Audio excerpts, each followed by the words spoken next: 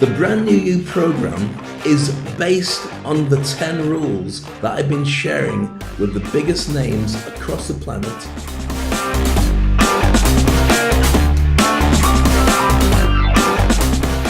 10 mind programming presuppositions using NLP and hypnosis, life coaching and counseling techniques, all bringing together emotional intelligence and empathy to empower people to believe that they can do what they truly need to do to get themselves to brand new successes. This incredibly interesting and interactive presentation guarantees they start thinking differently from the moment we begin. Firstly, you have to get outside of your comfort zone. Once you can do that, you can do anything. Most people don't know they have all the tools, all the tricks, all the abilities, and all the skill sets to be able to move forward. Success changes for everybody, and it's always a work in progress. The 10 rules of success are all presuppositions that, when taken in context, can give you the ability to take any situation, however dire and disappointing, however depressed and challenging it is, and find a simple way of getting your way forward.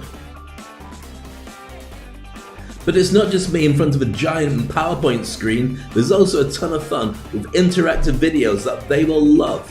Some of them are really cute. Some put their lives really into perspective. How do you keep yourself psychologically healthy in space? It's also interactive with lots of thrills, spills, and laughs. Here you go, guys, please. Yes.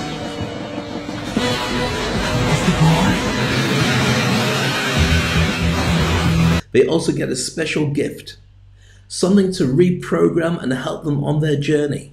The Brand New You NLP audio program. My name is Dave Crane. We've never had a time where so many people feel so lonely, so isolated, so helpless, and so scared. Worried about their jobs, worried about their future, worried about their family, worried about their health. That's why I've created this audio. As a hypnotherapist, I've helped many people to create success in their business life, in their personal life, and in their emotional stability.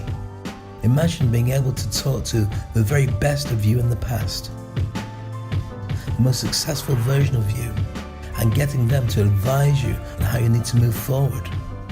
And being able to talk to a future version of you who's already lived through this and had the success that you could have dreamed of, who's telling you what they did next.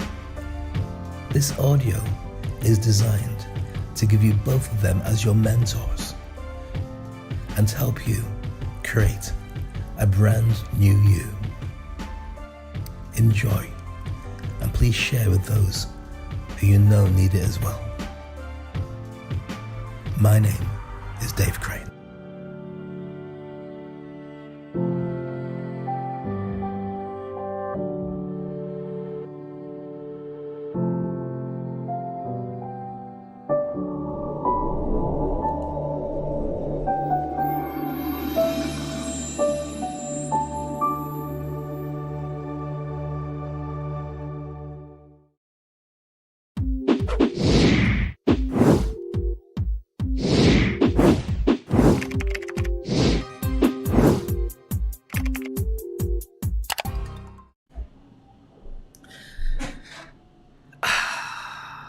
When you're ready, hello, it's only me, Dave Crane. How are you today? Are you good? How are you? I said that yesterday. I told you what it really means. When somebody says, how are you? It means, do you love me? Have you missed me? Are you coming around to give me a massage? Socially distanced massage. How would you give a socially distanced massage? Would you have like a big long stick and you've got like a glove on it and you've got to go like that? Or two sticks and you're going like this. And that person is just going, ow, you're poking me with a stick? It's not feeling it's not feeling better. We say, would you like to put some oil on? Okay, we'll try it with oil then. So you put some oil on this glove like that. And then you get on the end of a stick. And you get the stick and you go like that. And so you look like you're painting me. You're painting me with oil. I feel like I'm a French fry. No offense to French. And so, yeah, I was just wondering how you do it. How are you then? Saying that. Want to speak on stage. Like the new logo. How cool is this? Can you see? Can you see the new logo? Just here. Yeah, there you go. My wife designed that. It's rather cool, isn't it? Speak on stage. So, if you just joined me, it's nice to see you. We broadcast live to LinkedIn, to YouTube, to Facebook, and to Periscope and Twitter. And today's show is quite important for everybody, really. It's all about the importance of understanding what happiness truly is. And for anybody who doesn't understand it and doesn't know why they should understand it, the session today is really, it's not only just important, it's about how to be deliriously happy for life. Now that sounds like a massive call to make. But like with all the shows, once you watch the show, once you understand what it is that we're doing, then you'll understand and go, Dave, it all makes perfect sense to me. I feel deliriously happy now, and my life has changed for the better. Or you might say my wife has changed for the better, but it depends on what's going on in your lockdown. Or not lockdown. If you're not in lockdown, by the way, I'd like to know. Because here's me talking about lockdown, and many people around the world are going, well, I didn't do it. I was fine. I live in the countryside. I live in the countryside, and I live on a farm, and I've got a gun turret. So if any of the zombies come around, and I can take them out. Can you tell I'm missing The Walking Dead?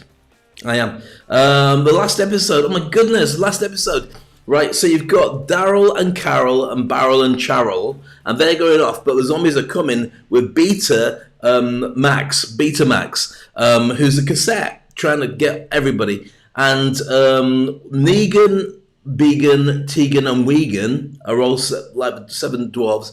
They're holed up inside a hospital, and they're trying to. There's thousands of zombies coming. They don't call them zombies; they call them walkers, which is you not use that name normally, because I know lots of people who do walking. You know, it's like running, but not proper running. So they say, "Yeah, I'm a professional walker," or they say, I walk for England, or I walk for some sports." Have you ever seen at the Olympics? They're like runners, but they do this funny thing with their bum when they walk, and you just go, "Well, just run, it'll be faster." No, we don't run, we just walk. You're like, come on. So anyway, in The Walking Dead, that's the episode. So the episode was episode 15. That was the last one. 16 is the final episode, where everybody should come together and everyone gets eaten alive or they escape.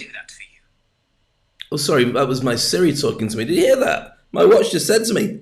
It started talking to me. That's kind of weird. I don't know what I said, but I'm not going to repeat it just in case. So, the last episode, everyone was going to get eaten or not, if it escape or something crazy was going to happen. But coronavirus hit. Now, this is really weird, because if you're a fan of The Walking Dead, you're used to the idea that we might have to live on our own and fight off people, because it's what Walking Dead's all about. Apart from the zombies, obviously. And the uncanny thing is the final episode, they couldn't show us because they hadn't finished rendering all the special effects and the sound and everything. And the only way they could do that is to go into a big office where they've got all the machines, all the computers, and everyone's working together. And because you're socially distanced, they couldn't get it finished. So I've been waiting for about 8 or 9 months now to find out who's still alive. So technically, somewhere, it's like that, what's that thing with the cat? Is it not Zharovsky's cat? The thing about the cat, so is the cat dead in the box or is it alive in the box? Because if you think it's alive in the box but it's dead in the box, it's still alive to you. But if you think it's dead but it's alive, it's still half alive, so it's alive and dead. What's it called? Something cat. Anyway, that's The Walking Dead. Half the characters are alive or dead, and we don't know yet because we haven't seen the final episode, which is why it's called The Walking Dead, because they're all zombies. Genius. So anyway, it's all about happiness. Today I'm going to explain to you a couple of theories about what makes people happy. I love it when you say hello. I love it when you leave comments. I love when you let me know that you're happy. All those things matter to me a huge amount. So please do make sure you do that.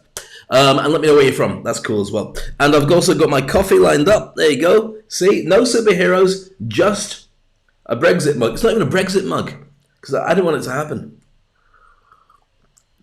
It's really strange. I'm not going to get into politics at all. I didn't want Brexit to happen because I see myself as a citizen of the world. And I think we're all connected. And I think the thing is, whether you use Apple products or you go on Facebook or you go on LinkedIn or whatever, you're connected to everybody. And their location, the country they come from, is just a location. Where are you from? I'm from Egypt. Where are you from? I'm from New Zealand. Where are you from? I'm from America. Or where are you from? I'm from... Ooh, that's interesting. Where is it? I don't know. I made it up. I don't want to talk to you. Okay, be like that. But everybody else, it's really intriguing. So I don't see the same kind of thing of having barriers between countries and stopping people getting in. Because let's face it, with Zoom, you can chat to pretty much anybody, anywhere, anyway. And make lifelong friends, probably even get married like this. Not that I'm planning anything. She's downstairs. She's probably listening. So I just find it really strange to think you've got borders. What instead I like to have is the idea that I'm very proud to be a Brit. Should be drinking tea, but I'm drinking coffee because it's kind of nice to wake me up. But I see myself as a citizen of everybody, and I kind of feel that's true for me. And so I find it really weird to find people putting borders down and saying you can't connect, you've got to stay in your lane. And even the coronavirus, which does make sense, to keep people in their lane and in their country as part of the quarantine, I still think that the connecting and growing and the younger generation won't feel the same barriers as we are. So Dave, what's that going to do with anything? I have no idea. I just thought I'd start with a rant, and that's what I've done. Today is always about making money for you, and sometimes it's about stressing. Oh, I've not squashed it like that before. Look, that's my gold bar. That's because I've been working out. Can you see? Can you see my guns? No? Cool. Probably just as well, but look as bad as I did yesterday. This is me holding a gold bar. It's a real gold bar. I know it looks spongy, but it's my fingers are really strong like that, and that's how it works. Today we'll talk about happiness, and happiness is a major part of what your life is about. It's also to do with this. Now, happiness was never considered to be a financial thing before, and we're going to be showing two videos. One video all about the view of what happiness is, and the second one by a guy called Tal Ben-Shahar, who wrote a brilliant book called Happier, and he's got a thing called a fourth hamburgers theory, which I'm going to be sharing with you about the types of burgers you could eat and how they relate to the different ways that we live our lives, and it's going to make sense. It sounds ridiculous right now. It sounds even more ridiculous when I say it to myself, but it does make sense when you actually pay attention to it, and that's going to be rather cool. We're also going to be taking a little look at 8 minor changes that you can make in your life which will really help you in the workplace. He said trying to press a button. Oh, here it is. It suddenly pops up. So 8 minor changes that will make your life and your work more enjoyable. We'll also be taking a deep dive into the original subject of what this whole session was all about, and I'll be sharing with you 12 different things that will make you deliriously happy for life. At least I believe they will. And as always, I love your questions, I love your thoughts, I love you to share as much as you can, because we really want to know how we can help you and make your life better too.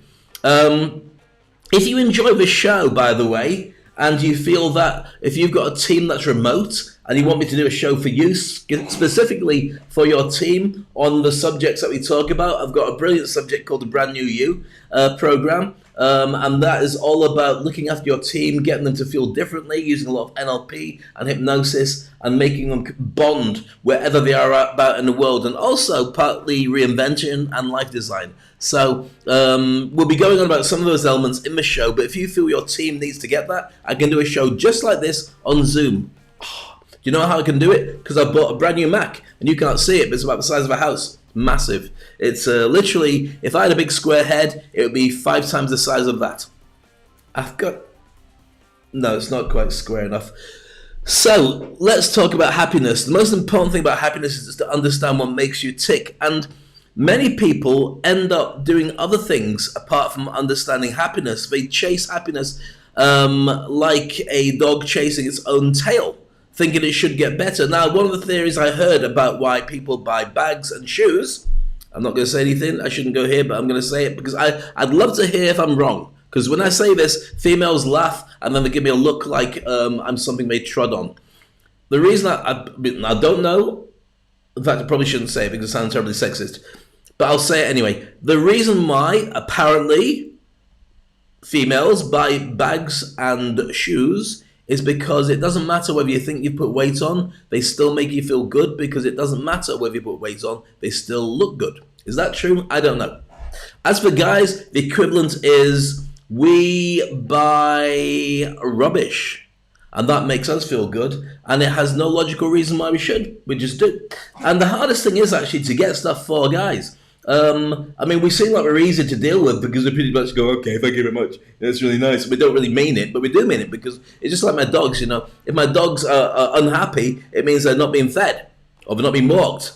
Outside of that, you don't need to do anything. They're pretty good. So, whereas if I had a cat, that'd be completely different. So I don't have a cat. But if it did, the dogs would get on with the cat. What are you talking about, Dave? I'm talking about happiness. Happiness is about distraction. Happiness is about understanding. Happiness is realizing what really makes you tick. And when you realize as early as you can do what makes you tick, it means for the rest of your life you understand what you need to do more of to make yourself happy. Now, these are one of the things that when I talk about education, I don't mean to have a go at any educators. I know there's lots of people who are teachers and so on who watch this program. But what I'm talking about is the fact that we don't get taught to be happy at school. And if anything, we get taught all the bad things. We tend to have fun with the kids, but it's not about coming to school and having fun. Well, it should be, because when you do stuff that you really enjoy, you get a much higher level of retention. You have a much better chance of doing something special with it afterwards, and there's a better chance that you'll want to do stuff in your own time that relates to it, and you get to achieve and expand your successes. What school tends to do is it tends to bully and knock out all the stuff that you don't like, and so it doesn't make you happy. Many people feel happy when they leave school, which is counterintuitive, especially here. I live in Dubai, where you got to pay for schooling.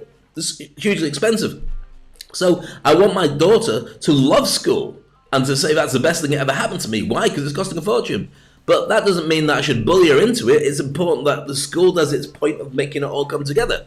Now, this is true for your work. You go to work because it pays your wages, which pays your bills. And if you lost your job, then I feel bad about it. But I hope that with the sessions that we're doing here, you'll learn a new way of looking at yourself and a new way of looking at the world, because now is a perfect time for reinvention. It always is. I talk about reinvention quite a lot. But if you can start reinventing yourself on a daily basis, then being busy is a really good way to start making yourself feel happy, doing things that you really like to do instead of things that you don't like doing, which is what we tend to have. But I'll be talking about that in more depth a little bit later. So if you're enjoying the show so far, as always, let me know. Let me know your questions. Let me know your thoughts. We'll be planning some extra bits. Every show is something different, and we should do a little competition to let you see what's the difference. The difference today, by the way, in case you haven't worked it out, is this, the logo. There you go. SpeakOnstage logo. We're also planning some incredible stuff for you that you might be able to want to get access to. And we'll do it as a special promotion. If you grab it now, that'll be really cool. And if you don't grab it now, you won't get nothing. And that's how life works sometimes. Next up, we're going to be having a video. We're going to look into what really constitutes happiness and why that's being used as a metric around the world. And life coaches get very excited about it. But businesses should also be excited because it's a brand new way of driving the way that you relate to everybody you know. That's coming up.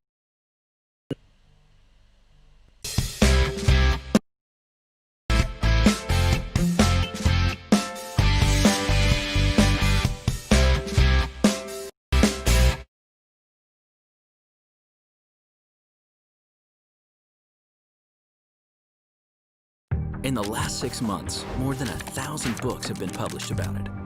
Universities around the world are teaching on it. For 30 years, scientists have been studying it. Governments are appointing cabinet positions to oversee it. The United Nations named an official day after it. Google Analytics prove people are searching for it. In fact, it's one of humanity's oldest pursuits. Happiness. We are wealthier, more educated, and live longer than any previous generation. And as a nation, the US is one of the wealthiest, most powerful, and technologically advanced. And in the most recent World Happiness Report, the United States ranked 17th. And during the Great Depression, when there was little to be happy about, we were actually 18% less depressed than we are now. We have been taught that hard work equals success, which equals happiness, right? Wrong. Research proves happiness is actually a precursor to success, not the other way around. Did you know? Neuroscience proves that we are hardwired to perform at our best when we are happy. Studies show that happy, positive, optimistic people earn higher incomes, set and achieve more aggressive goals, experience less stress, remain calm in high-pressure situations, are more energetic, recover from illness faster, and live longer. Happiness is serious business. When we engage in positive, real-life relationships, our bodies release chemicals that actually help reduce anxiety and increase concentration and focus. How you feel and your attitude toward life all stem from your thoughts, actions, and where you focus your time and energy. Yet we are constantly surrounded by negativity. If we want things to change, we have to create the change. And we start by choosing positivity and happiness. Just imagine the possibilities if there were more happy and positive people in this world. A world with more peace, optimism, and compassion is possible. Like a pebble thrown into a pond, it only takes one to create the ripple of happiness. Happiness is so contagious and infectious that one positive person can spread happiness to more than 1,000 people. That means all it takes to create change on a local, regional, state, country, global scale is one person. And research shows that just by spreading happiness, you actually become happier. You can choose happiness and choose to share it. You can be the catalyst to spread it directly and indirectly. Are you that one? It starts with you, yet it's bigger than you. Happiness is bold. It is courageous, audacious, and challenging. You have the power to choose happiness and to spread it. Join the movement. Share the movement. Be the one who makes the difference. And live happy.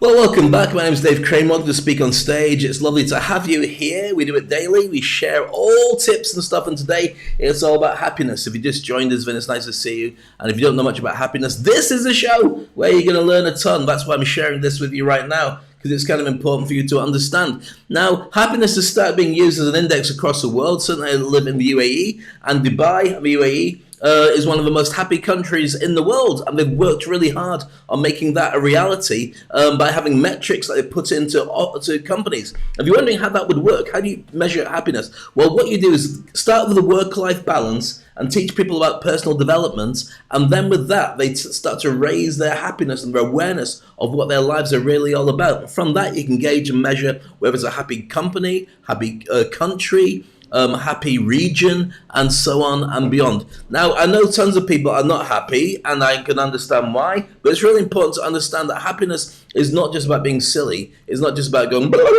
being happy like that. It's about understanding the science of it and understanding how you can make yourself happy. I mean, I find that happiness goes like that. Oh, I'm happy. Oh, not happy. Oh, I'm happy. I'm not happy. And the reason that they have that is because if you were happy all the time, you wouldn't know what happiness is, because you've got nothing to compare it to. So you've got to have the yin and yang balance of it all. So I went shopping yesterday. Why are you changing the subject, Dave? I've got an example. I went shopping yesterday, and I do my normal wearing my hazmat suit when I go out. So I've got my mask on, I've got gloves on. I still wear gloves. Only me and Michael Jackson wears gloves. Everyone else has just stopped, but I still wear gloves. So I'm wearing the gloves. I'm wearing not the gloves on my face, because that would be like, hi, how are you? And that just really ridiculous. It'd be like a really sort of like plastic hippie beard, flapping like that. I mean, how do you attach it? You have to have it in your mouth. Gloves, mask.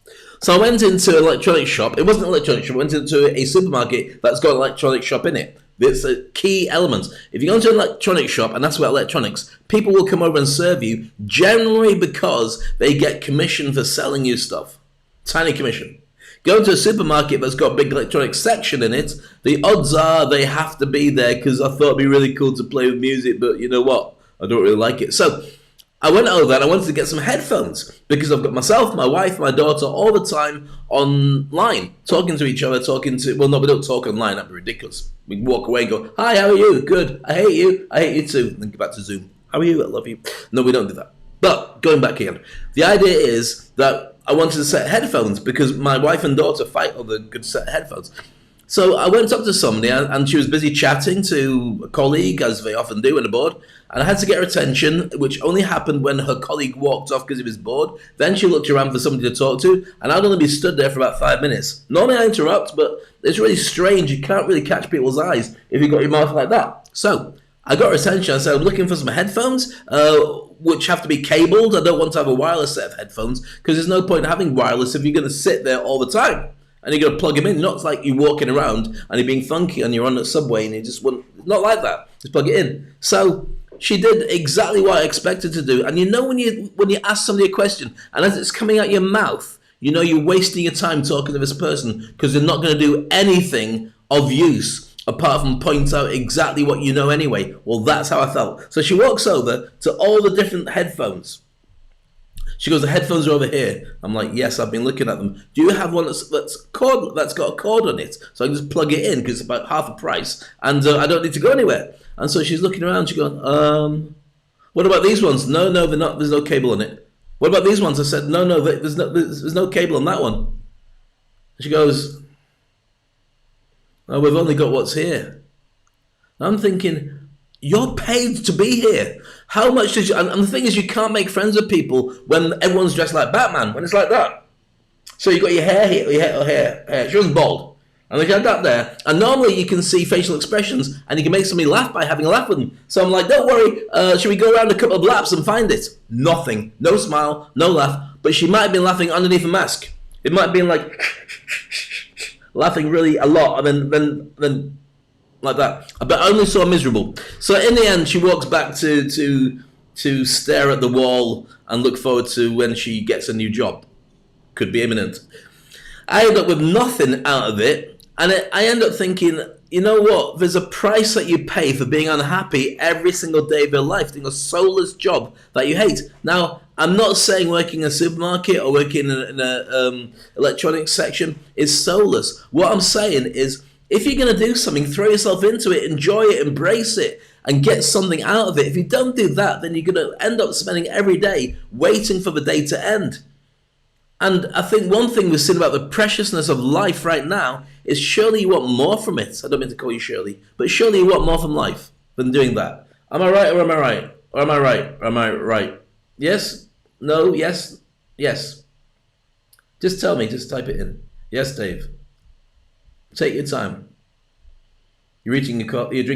You can't eat coffee. Well, you can actually if it's in chocolate. So what we're going to do now is show a video with a guy called Tal Ben Shahar. And he was a famous squash player who decided when he was disgruntled in his life to work out what actually happiness is based on. Because if you're working so hard on stuff that you really like doing, then that's great because it feels like you won the lottery. If you're working really hard on stuff that you hate, even if you're good at it, it's not really fab. Now, I've talked about this before at length. I've actually talked about the hedgehog theory, which I'll talk to you a little bit about later on if you're really good, and if you're really not good, then I'll tell you nothing about it. We talked about it yesterday, so you got your opportunity to catch it then. Let me just see if I can find it here. Hedgehog concept. Oh yeah, this one. This is it. All right, so I'm going to share that. You should be able to see that. What you're passionate about, what you are great at doing, and what drives your economic engine. In the center is your win. So you might be doing something that pays well and you're really good at doing it, but you might not love it, in which case you become rich and bored. So he had that situation where he was great at doing something but wasn't loving it. So what was it that makes you really excited? And he broke it down to 4 types of burgers.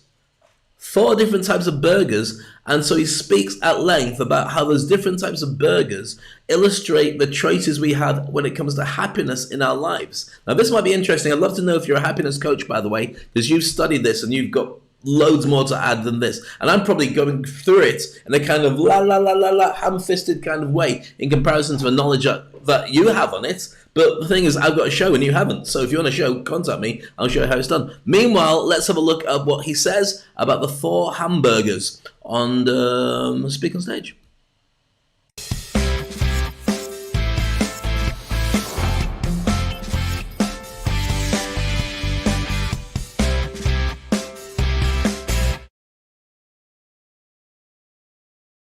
I thought of 4 kinds of hamburgers, each representing a distinct archetype, with each archetype describing a distinct pattern of attitudes and behaviors.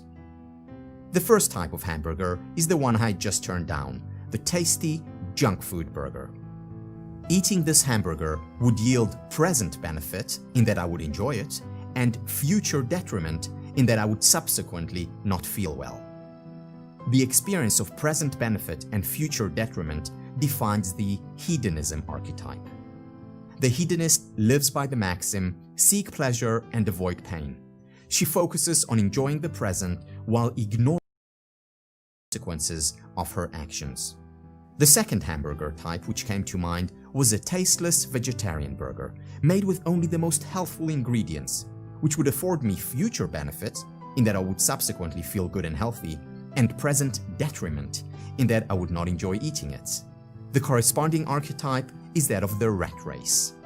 The rat racer, subordinating the present to the future, suffers now for the gain. The third hamburger type, the worst of all possible burgers, is both tasteless and unhealthful.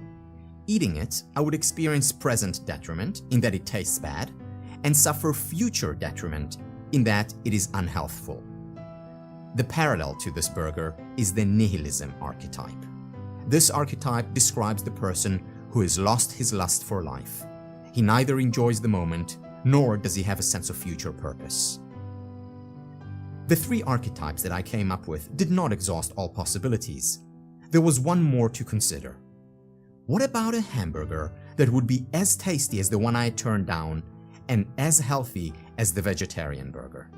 A burger that would constitute a complete experience with both present and future benefits.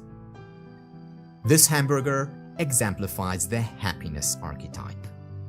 A happy person lives secure in the knowledge that the activities that bring her enjoyment in the present will also lead to a fulfilling future. The following graph illustrates the relationship between present and future benefits in the four archetypes. The vertical axis represents the future dimension of the experience, with future benefits on the positive side and future detriment on the negative side. The horizontal axis of the graph represents the present dimension of the experience, with present benefits on the positive side and present detriment on the negative side. Hedonism is about present benefit and future detriment. The rat race quadrant is about future benefit and present detriment. The nihilism quadrant would be about present and future detriment. And the happiness quadrant is about present and future benefits. The archetypes, as I present them, are theoretical formulations of types, not of actual people. To varying degrees and in different combinations, we all have characteristics of the rat racer, the hedonist, the nihilist, and the one who is happy. We all sometimes reside in one of the four quadrants.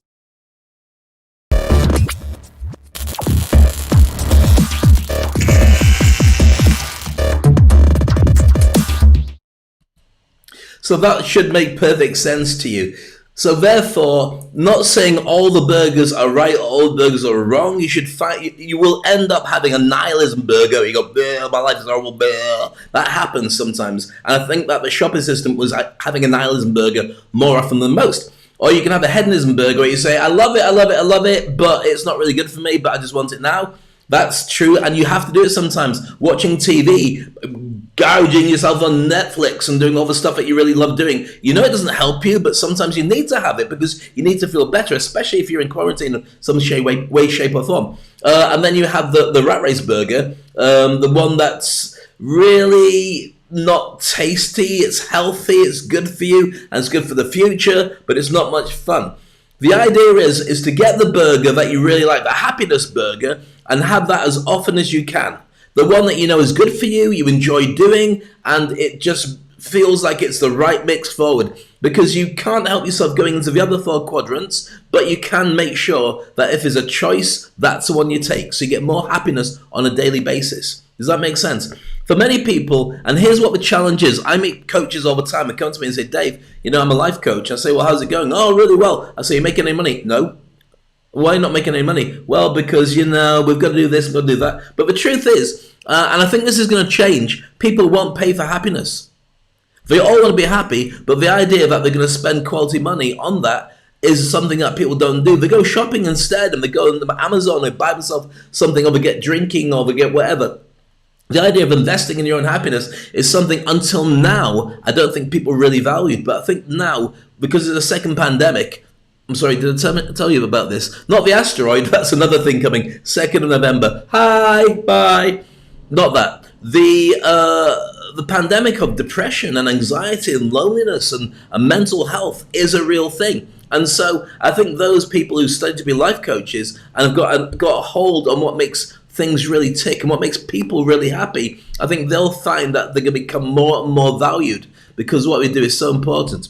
All right then, so let's talk about work. Let's talk about things you can do to improve work.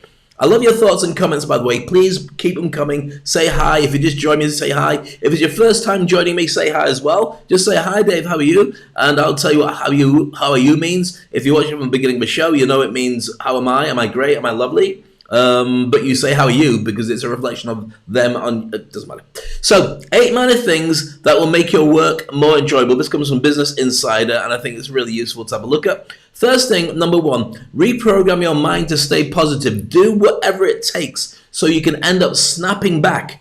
It's reframing. Think about the things that make you feel upset and saying, well, for every cloud there's a silver lining. Find that silver lining and make sure you're on top of it. Not on top of it because that'd be a weird place to be. Over here, I've got, stay there a minute. I'll just talk to you in a second. There we go. Still talking, can you hear me? Back again. I keep finding stuff from all around my office to share. There's my gratitude book. On the front of it says, gratitude. There you are, my gratitude book there. And in there you can write all the things that make you happy and all the things you're happy for. Because your mind is a supercomputer. Whatever you're interested in, your mind will find more examples of it for you. So if you say the world is horrible and it's full of horrible people and coronavirus is going to kill us all, then your brain goes, right, let's find more examples of that. The boss is interested in that.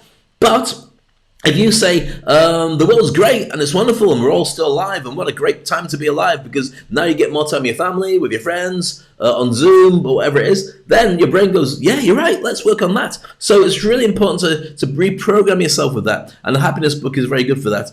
Positive affirmations is good. Surrounding yourself with positive people. We'll talk about that a bit more later on. Dumping negative thoughts, or at least flipping them around as soon as you get them. And also staying active. If you do lots of exercise, that can help you too. Number 2 is this. Set your alarm half an hour earlier. I get up really early in the morning. I get up about half an hour before everybody else. Why do you get up that early, Dave? Because I'm a horrible grump. It's true, but it's also to make sure that my daughter's ready. My wife tends to work late, and then she sleeps in a little bit, and I make sure she's got a coffee there. For me, it's very important. I have half an hour of drinking my coffee. I actually have water first thing in the morning, and one of those apple cider vinegar tablets. You know, the chewy ones. No, get them, they're good. And I just chill. I check my emails. I research what I'm going to do for the day, and I breathe. And why is that important? Because I realize that if I have a nap in the afternoon and I wake up and everybody else is wide awake, I'm horrid. I am. I'm grumpy, nasty. If I get half an hour to myself, I just greet the dogs. How are you? Great. And be like, oh, biscuits? No biscuits. Too early. But you can give us biscuits in the morning. I can't give you biscuits in the morning. You're going to want to go for a walk straight away. Walk? You mentioned walk. I didn't mention walk. We can't go for a walk yet. But you've mentioned it. We have to think about it now. I'm very excited. No, I'm in my pajamas. But you wear your pajamas during the day, you're in lockdown. I know, but I'll change before I take you out for a walk. Why can't you just go in your pajamas? It's crazy early, nobody's around. Why am I having a chat with a dog in my own head? So anyway, set your alarm early, because that means that you can also get up, get the stuff out of the way, and it means if you're a real hard worker, you can have a time up to have an advantage over your competition. That's what I found. I actually started getting up, this is probably about 3-4 years ago. I wanted to write an article every morning for LinkedIn because I decided to take LinkedIn seriously. So I got up for half an hour earlier, actually an hour earlier, and I set myself for 100 days to write 100 articles. And I wrote them. And they're there on LinkedIn if you want to see them, covering all subjects from getting a job to being happy, to speaking, to thinking differently, to sailing, and to having a great relationship with people. All that stuff, all the mindset stuff beyond is on there. And it's really useful for getting up early. Do it yourself. Even though sleep is super important, you need to make sure you have plenty of it. Go to bed earlier and get up earlier. And you get so much more out of life and so much more out of the day. Excuse me, I just have a quick swig of coffee. Dun, dun, dun, dun, dun, dun, dun, dun, dun. Not the coffee cup, that was me, because it's a rule Britannia. Britannia rules the waves. We shall never, never, never go out and don't know what it means. It's good coffee though. Number 3, clean up after yourself immediately. This is what my mum would love. Clean up straight away. Why? Because otherwise it nags you. If it sits there and you think, oh my goodness, it ends up with a real mess and it stays there. I'm not going to spend too long on this because I sound like my mother. All right, number 4, don't overcommit to things. If you give yourself too much to everything else, you don't save enough for you. You have to save enough for you. Otherwise, you'll feel that there's no time that has been left for you to be happy. So when people say, can you do this? The answer is either yes or not. No, don't say maybe and don't say I'll try. Just say no if you don't feel like it. It's much easier because later on they'll come back to you and say, so you said you were going to do it. And you go, I was just getting back to you. I was going to just back. and you feel terrible, and they think you're a piece of work. So don't do that. If you don't want to do it, just say, no, I can't do it. I just say no, or postpone it. You don't have to let people down in a horrible way, but just tell them that you don't want to do it. Much easier. All right, number 5, don't be so predictable. Change things around, mix them up a bit. So your day becomes, especially if you're in lockdown, because it's really hard to not have a routine. I wake up at this time, eat my cornflakes, check the news, see if the asteroids hit us yet, check my emails, go to work, which means just walking across from your bedroom to the office normally. And then I start to contact people. How are you? How are you? How are you? How are you? That's me playing piano from. I've got special how are you contacts on. So that routine, if you shake it up a bit, change it around, do stuff that's different, your brain goes, whoa, what was that about? Let's have some of that. So the more you shake up, the more you do other stuff. We are routine-driven monsters. Not monsters, but creatures. So if you shake it up, we react to it and go, that's kind of exciting, and we can reframe the way we feel about stuff. It's really powerful. Number 5, swap complaining for expressing gratitude. I showed you this book earlier. Where are we? Is it upside down? No, it's that way. Gratitude book. Can you see it? It says gratitude. Can you make it out? Gratitude. Kind of there. Gratitude book. The more you can reframe and the more you can say thank you, the more your brain feels that you're having a good time. It fills you with endorphins. If you don't do it, then you can end up being depressed all the time. It's so easy to do because you're not doing the active stuff that you maybe would have done before. You could have had energy thrown into you from walking from the car to a meeting. If you're not going anywhere and you're just zooming, that's a load of energy, but you just didn't engage. And your body just goes, right, let's fold up a little bit. Let's just sit like that. And you're looking at the top of my head, which was never the plan. So as often as you can do, change things around. It means you become the most popular kid in the block because everybody wants somebody who's positive. Everybody wants to hang with somebody who's really positive, unless they're a depressing person, in which case you have to get rid of people like that. I've got to be honest, because they're not helping. Okay, number 7, stop comparing yourself to others. Major and very important point. What I do as Dave Crane. I don't do it to try and be like anybody else. I am not Trevor Noah. I'm not Stephen Colbert. I'm not any of them. They are geniuses. They're brilliant. They've got millions of viewers. I've only got about 1,000 to 2,000 every day around the world, and I'm happy with that because I'm Dave Crane. It's what I do.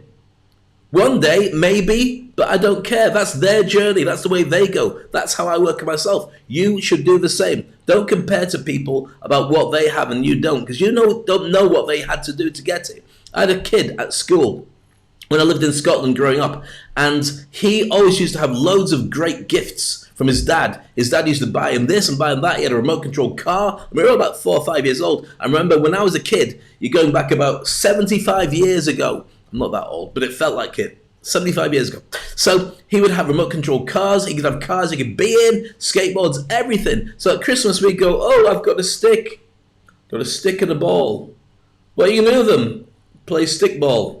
Right, well, have you done is it just a stick and a ball? Yes, but my stick's called Sticky, and it's my special friend. Why is it your special friend? Because it talks to me. What do you mean it talks to you? Well, it gets me to say stuff. How do you mean? Well, my dad smacked me with it and said, ow. Your dad beat you with a stick? No, in my mind. Your dad beats your head with it? No, he doesn't. I'm just thinking of a joke that fits in. And somehow it turned into domestic violence. I wish I'd never gone down there because I should have talked about the football instead. Okay, what's your football called? Try and remember the name of the ball that was in Castaway. That was Tom Hanks' best friend, because that would have been a really good joke, but I can't remember it. So anyway, we had cheap presents. But he always just get mega stuff. And we always used to look at him and go, my goodness, look at him. He's the most popular kid in the class. He comes in with the coolest clothes and everything, because nobody had a lot of money in those days.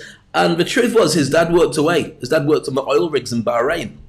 And so he never saw his dad. We grew up in Scotland. His dad was never there. When he came back, he gave him lots of really nice gifts because it was kind of like a compensation. Whereas I had my parents with me all the time. And so I didn't realize it or appreciate it as much. That's your balance. Do you want your parents with you all the time, or do you want them to go away, earn lots of money, send you the money, and so you get that instead of parents? That was a trade-off, and I didn't realize it at the time, but that's what it was all about. And you're probably watching this and going, you know what, I'll take the money. If you do take the money, you've missed the whole point of this conversation, but I understand because everybody's got to do what works for them. So stop comparing yourself to others. And this one, number 8, procrastination. Stop tackling the things that you've been putting off, because I'm a very early implementer. As soon as I know I've got to get something, I just go and get it. And it's not a case of, spending a ton of money. Sometimes I get it secondhand. Sometimes I get it because I've done a trade-off. Sometimes it doesn't matter. But if I know I need it, I'll do it. Sometimes I've got to implement something or change something or add some software. Or, for instance, you'll see the new logo we've got with our show. The new logo, Aziz has been working on it. As soon as we got it, I wanted it on the show because every day I want to implement something new and fresh to do it. That's why we've got a countdown when we run through our things and all sorts of stuff like that. All the time I'm early implementing because if I leave it, it'll be like in front of me. I'm going, don't look, don't want to look, it's too far, it's there. And I find it really annoying and depressing. So there we go. That's 8 things you can find from Business Insider, which are 8 minor changes you can make to change your work and your work life and your work-life balance. And if you're stuck at home, these will make perfect sense to you. And make sure you wrote them all down because I'm not going through that again. Unless you pay for it.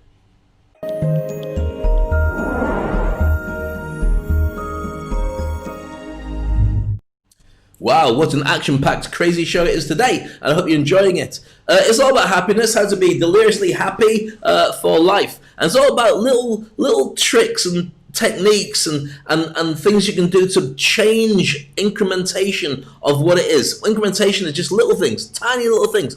Because you don't have to make a huge difference. Huge differences are great, but what you might find is you've already got a world where everything's been changed dramatically, but you're still not happy, or maybe it's a little thing that makes it happy. Like, for instance, I learned when I was having tons of meetings over days, when you'd have meetings by leaving the house, I would, instead of rushing between meetings, what I decided to do was walk between meetings. I mean, it's still my car, but what I meant is, rather than rushing in and going, right, how are you doing? Great, great, great, blah, blah, blah, blah. And then you go out, you never say blah, blah, blah, blah, in a meeting because people would just go like this.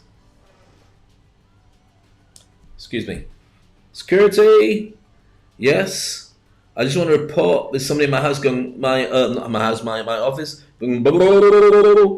And I want you to come in and escort that person from the building and bring in my actual mobile phone because I'm talking into my fingers. Thank you so much. Put it down. Do you remember when you had a phone that you had to put back onto a cradle? And it looked, that's what so anyway, I walk between meetings and I found that little time I took to myself made no difference to the clients. They didn't care. It was only shaving off a tiny little bit of difference, but it made such a difference to me. My dad tested this actually years later when we used to live in Scotland, which is like England but higher. So I used to live in Scotland, so I had a Scottish accent, which I clearly couldn't do very well there, but it was meant to be a Scottish accent, but it didn't come out very well. So what he used to do was he used to work in England, and drive up to Scotland before we moved back down to England. And so it was a long journey, about 3 hours. So what he would do was he'd set off on a weekend and drive up and get there for beginning of weekend. He had a choice. He could drive as fast as he could, or he could drive at a leisurely pace and stick to the speed limit in the days when you wouldn't get put to prison for breaking the speed limit. So he tried both. He tried going really, really fast, as much as he could do, and get away with it. And he tried going at a leisurely pace. And those 3 hours made a huge difference. He could either be there in 3 hours or be there in 2 hours and 45 minutes. 15 minutes difference it made. Rushing as fast as you can took 15 minutes off the journey. Who cares? What's 15 minutes? Sitting there drinking a coffee and going, yeah, life, fine. So he came to the smart conclusion, don't work so hard on it. Just drive, get there, leisurely time, safer for everybody and happier for you. And he was absolutely right. So there you go. So, okay, how to be deliriously happy for life. I've got 12 things to share with you, and I hope that they make a big difference. Write them all down or take a screenshot at the end of it, and it should really help. Okay, first thing, realize that you can be happy. You can be happy. Most people don't think you can. You probably can't be happy 100% all the time, but what you can be is generally more happy than you are right now. There's nothing wrong with it, and it doesn't make you a bad person. It makes you a good person, okay? So happiness is about realizing this is working for me now, so I'm good, And then when things don't work for you, you go, right, what was that? How can I fix it? Can I fix it? Can I not fix it? But I'm going to adjust it and move forward anyway. And that ability makes you happy again. So you kind of go like this, up and down. Does that make sense about being happy? Good. Number 2, work out what makes you feel good in life. So you do things, often you do things that other people tell you to do, but if you can work out what makes you feel good, then you can work out, obviously, what to do more of. And work out what makes you feel bad, and work out what to do less of. So I've actually just jumped the gun with a couple of points I was going to make there. So work out what makes you feel good is number 2. Number 3, work out what makes you feel miserable. And number 4 is therefore, so simple, do more things you love. And number 5 would be, do less things that you hate. And I know you're saying, yeah, but my job's terrible, Dave. I have no choice. Well, change your job if you can. Or if not, reinvent yourself inside your job and make it fun. So let me explain how this works. And you can do it because your mind, your imagination loves this stuff. Have you ever seen It's a Beautiful Life? Starring Robert Benigni, won an Oscar for it. And it was all about the truth about being in the Holocaust and being in a Nazi concentration camp where he gets sent with his son to be killed because they're Jewish. The Nazis were going to kill. If you don't know the truth about this, it's a horrible, horrible thing. I'm not being flippant, I promise you. And there's more reasons why I could tell you I'm not being flippant. But I don't want to tell you right now. I'll tell you another time. So what he did with his son, and it's a comedy, but it's a heavy-hitting comedy, is he reinvents it like they're in a holiday camp. So he tells his son funny things are going on, and he does crazy things with his son. So his son thinks it's really funny, so he can hide all the horrors of really being there. So reinvent the conversations you have in your mind. Think about things that are horrible and mundane as things that are funny and cool, and suddenly they become very bearable. That's what I wanted to say. Number 6, get rid of negative people. You can do. You are a reflection of the people you hang around with because they suggest stuff to you and they tell you stuff. And consequently, like that, just get rid of the ones that don't serve you. The ones that make you feel depressed, the ones that make you feel dull and lonely and sad and bored. Just get rid of them. Can you get rid of them? Yes, you can. You can just limit them. And what about if they're family? Doesn't matter. You can still have less contact with them. And it's important to do it because you don't choose your family. They're just there. And maybe not in your house. And maybe you just contact them when you need to contact them. Look after them when you need to look after them. Because ultimately, this is a one-person journey. You have to look after your family as well. That's true. Especially if you've got kids, you have to look after them. If you've got a partner, you should be looking after each other. But everybody outside of that, you don't have to. But the odds are you end up with friends who care about you more sometimes than your own family. Who could have figured? So you have to find the right kind of ecosystem for yourself for that to work. And a really interesting diagram, I could share it with you now, actually. Have a look at this. So here we go. I need to expand it. I thought it'd be bigger. This one here, I'll share it with you. And there we go. It's all about the way that we see management, or the way that we manage things. So it's going from a situation of a machine to a garden. So it starts off with being really complicated, with command and control, with the boss in charge and telling everybody, do it this way. Then through agile management, you change the way that people do stuff. So instead of doing that, you end up being in a situation where everyone's interlocked. You're still in a walled garden, but then you end up with where I'm here now. If I can move to one side, or maybe I can just reduce it slightly. See if I can move it to here. No, I can't. It's just going. So here we have an ecosystem where everything interlocks and there are no barriers. That's where we're heading, because your ecosystem will include staff from all around the world and maybe nobody in an office like you've got in number 2 where the agile management is going on. Does that make sense? Probably not, but trust me, it's really profound. And you'll learn when you're older and smarter. Okay. Number 7, stop trying to please others. If people don't like it, they can kiss it. Seriously, it doesn't matter whether people think you're great or don't think you're great. There's going to be a ton of people who watch this show who say it's funny. A ton of people say he really annoys me. A ton of people say I've got better things to do. And a ton of people who go, oh, he's still doing that show. I don't care. Why? I'm enjoying it. I enjoy spending quality time with you every day. I enjoy sharing with you ideas that hopefully will make your life better. That's why I do it. And with that, you can learn to work with me, and I get lots of clients who come to me, so it's a win-win. Even if you just tune in every day, you get a ton of value out of it. Or if you don't like me, that's fine as well. I'm not doing this so people turn around and say, Dave, you're great. I don't care. I really don't. 52, trust me, I've got past that. Okay, so number 8, but do tell me if you like me, because I like to hear it, because it matters to me. Because then I won't want to do it. It's all about the money. And send me money as well. Number 8, connect with those that are successful. Hang around with people who know what they're doing. If you want to learn to speak, contact somebody who knows how to speak. You want to be better at football, hang around with footballers. But make sure whoever it is that you hang around with is better than you at doing it.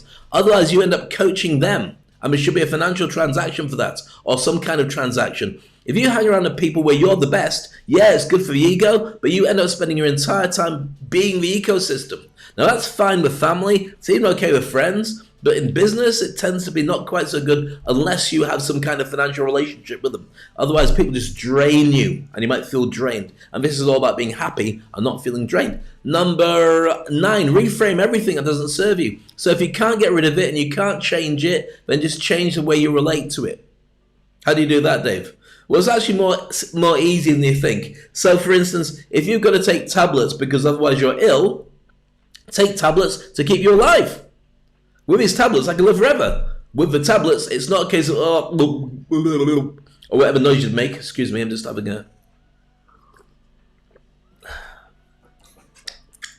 tablet. That wasn't a tablet because you wouldn't lick the fingers unless it was a chocolate tablet, in which case you'd eat more of them all the time. So with your with whatever goes on, for instance, if you go for a relationship split, instead of saying, "Oh my goodness, they've left me," say, "Wow, I've got great opportunities now to find a person that's better for me," because clearly they weren't. And this also works with bereavement. Instead of mourning the loss, celebrate the life. Reframe it and change it. So therefore, your brain goes, "Okay, we can do that," and it gives you endorphins and makes you happier. Number 10, anchor cool stuff that makes you happy. So when you know things that make you happy, do it. I've got this. I've got this. I've got, let me see if I can have a look around. Oh yeah, I've got this. Wait, let me find it. That makes me happy. My T'Challa, my Black Panther. And why does it make me happy? Because it reminds me of Chadwick Boseman, who was the Black Panther. And I've got loads of things in my life that make me happy. I've got my big new Mac there. I've got my small Mac there. And I've got a big Mac I can have for lunch later on there. And in my office, I've got all the stuff. And I've got the people I love. And I contact everybody. I've got coaching clients all afternoon. I only do stuff that makes me happy. Why? Because that's important. Why do you do stuff that you hate? I know you have to do work, but can you change the way you relate to it? Okay, so when you get that anchor, let me explain what an anchor is. It's something that when you go near it or think about it, it triggers you to have certain feelings. So for years ago when I was a DJ, working on holiday camps or working in nightclubs or working on a radio or working in bars or clubs, whatever it was, if you play certain songs, you know people would react to it. So for instance, if you play Macarena, people go, "Oh, this song," and then somebody would just go, and they start laughing at it because it's a terrible song, but it was really catchy at the time. Or if you play Dancing Queen by ABBA, you get everybody who's over the age of 45 just going bonkers, especially if they're female, and they start dancing to it because they remember the song. Everybody else loves Ariana Grande or Justin Bieber, but this doesn't matter. Maybe it was something else. Ed Sheeran. But the point is that songs are great for anchoring happiness. If you've got only the songs that you love, then you'll feel happier when you play them. But don't play them when you're feeling depressed necessarily. Well, you can do them actually. You play them when you feel depressed because then it'll snap you out of it. But you can anchor them to make you feel depressed, and that's not what you want. So, for instance, when I was in my teenage years and the hormones and spots and all that stuff was going on, I used to live on the beach. Not on the beach. We used to have a big house facing the beach. If I lived on the beach, I'd be like homeless, and this story would just seem very sad. It's not meant to be. So I had my Walkman, Sony Walkman. Do you remember cassettes? Put batteries in, put the headphones on, that bit of sponge that was always breaking off. You have it there. So one side's got sponge, one side's just got plastic because the sponge is worn away. So it's cutting into your ear, but you won't get rid of it because it's tinny. So you listen to your favourite song. And you go, "Oh, it's really good. I love this bit." But meanwhile, you can feel the blood dribbling down your face because you need to get a new plastic thing, a new sponge. And you can never buy them unless you bought the whole set, and that was expensive. So you're better off just having a sock stuffed on it. You look ridiculous, but you didn't leave. So anyway, when I go for a walk on the beach, I realised that I wouldn't put sad music on my Walkman anymore because it made me depressed. And then I just feel really down for the rest of the time. So I'd only listen to music that made me happy. Now, as a DJ, you're saying, "Well, no, you should have happy music." No, I never listened to sad music. I stopped at that point making compilation tapes with sad music on, only happy stuff. And that meant that my life generally was happy. It meant my walks on the beach made me feel inspired and happy. And I know it's like, "Well, no, Dave, you should have happy and sad." You have happy and sad. You do it. I don't want to. Made me depressed. Capiche? Which I think that means, is that okay? Think abundance, think abundance for number 11. Think about all the good things in life. Think about all the wonderful things you can have, all the access to brilliant stuff that makes you really feel grateful. And last but not least is actually grateful. I mentioned about my gratitude book. There you go. Let's just give you a quick close-up of that, baby. I don't mean to call you baby. Yep, gratitude book. And with that, get as much gratitude as you can on a daily basis. It changes the way you think, and it actually has a real impact on your physicality and your body. It makes you feel happier on a daily basis, and it means that if you're distracted from feeling glum, it distracts you to feel good. Does that make sense? Great. Take a snapshot of that. I'll cover my face. So we can have my face on it if you want. So that's how to be deliriously happy for life, and I hope that really helped. Let's speak on stage.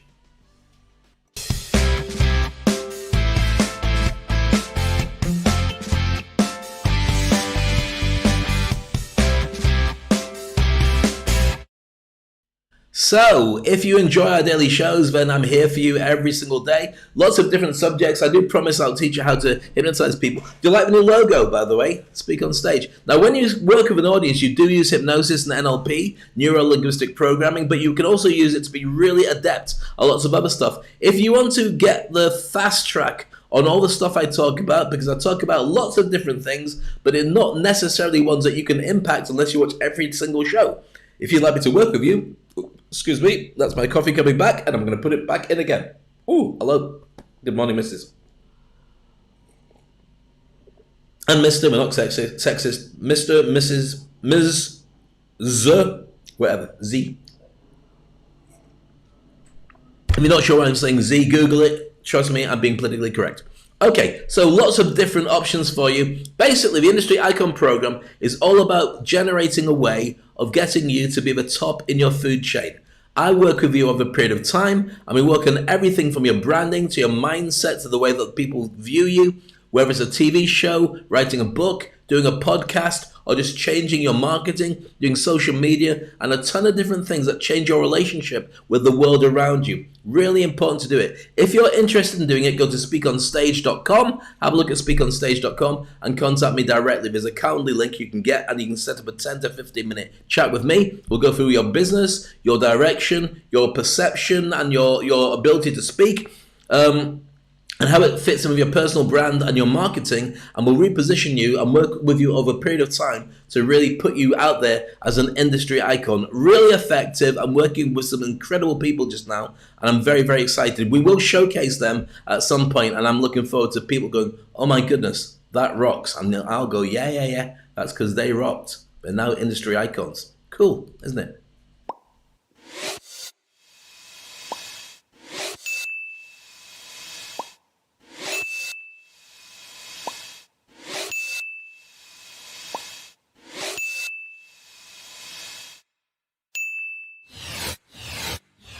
All true. Right then, it comes to the end of the show. I hope you enjoyed it today. We got through a lot of different stuff. I hope you were inspired to think differently, inspired to do some stuff, and at the end of this, you continue to find your own your own personal successes. That's all about happiness. He said, get very excited because I've got so much stuff to do today. Wow. So how to be deliriously happy for life is what the subject matter was. And if you go through all the things on the show, then it's going to be very useful. Please, by the way, love your comments, love your thoughts, love you sharing it, love you subscribing it. Start a watch party so everybody connected to you on Facebook can see it. And at the same time, if you'd like to, then share it with others. That's the whole point. The more people can get these shows, not because of me particularly, but because it helps people. I do about an hour every day on any given subject, and they're always about branding, all about improving yourself. And I've been a motivational speaker for about 30 plus years. Trust me, been there, got the t-shirt, and even got a suit, which I can't fit into anymore, thanks to these little guys. M&M's. Ooh, see how it's gone down since yesterday? I had a binge. I was watching Marvel Agents of S.H.I.E.L.D. after working with the clients. I'm just letting my hair down. I've got a lot of hair, and I had a lot of M&M's. So it's kind of cool at the same time. But my job is to teach you new ways of making money. And when you've got your money, you get more success. And it's just like that. So with that thought in mind, I look forward to catching you same time tomorrow. Be good to yourself. Remember, you're the most important person in the world. And the truth about happiness is you can have a choice. You can be happy or you can be unhappy. And that's kind of it. For me, I choose to be happy. But I also like the unhappiness as a blend, so then I can understand why I make myself happy. And I feel the weight of doing it sometime as well. And the pressure lifts off when the world becomes a happier place. And I know you're saying, yes, but Dave, things are going to change. Maybe they won't change. Maybe we're going to be stuck in lockdown even longer than you think. In which case, that's just life. Maybe everything doesn't work out the way you want it to. But if you take control and you take charge of it and you make decisions, then it can be whatever you want. Love your thoughts, love your connections, bring a friend tomorrow, and I'll catch up with you. Take care. What was I going to say then? I was going to say take care and stay safe, but it came out as stay them. So stay them, and I'll see you tomorrow and Speak on Stage. Here's me being an expert talking about speaking. I can't even stay here long enough to say stay safe, take care, and bye. Why are we here? Is there some massive reason, some huge pattern, some strategy, some solution, some formula that says all people are here to contribute? There's some amazing journey from the past, the road behind us, the road ahead. Is all part of some amazing plan that nobody told us all about? Or maybe, just maybe, we're all an accident. Maybe there is no design. Maybe right now, just like the dinosaurs, just like everything that came before us and everything that's going to come after us, this is just our time. You're waiting for some divine reason to prove to you why it all makes such sense. Maybe it doesn't make sense. Maybe the chance to have a different religion is all based on the country you're born in, the TV you watched, the friends you had, the parents and how they grew up, and also the airline above you that sends people on their own trips and their own journeys. Maybe it's a quirk of fate that you are the colour you are, and the people that share lives with you are just an accident as well. Maybe the pets that you have with you and the friends that you choose are all by accident, but the only one thing that you have is choice. What you do about it, how are you going to let it affect you, and what are you going to do next? Supposing all that was true, and there is no pattern, there is no end game, and one day you'll be dead, would you approach things differently? Would you enjoy everything better? And would you learn to tell people, sometimes just to kiss it, a lot faster, so you can get on with your life? I know where I sit on this. And my question to you is, where do you sit?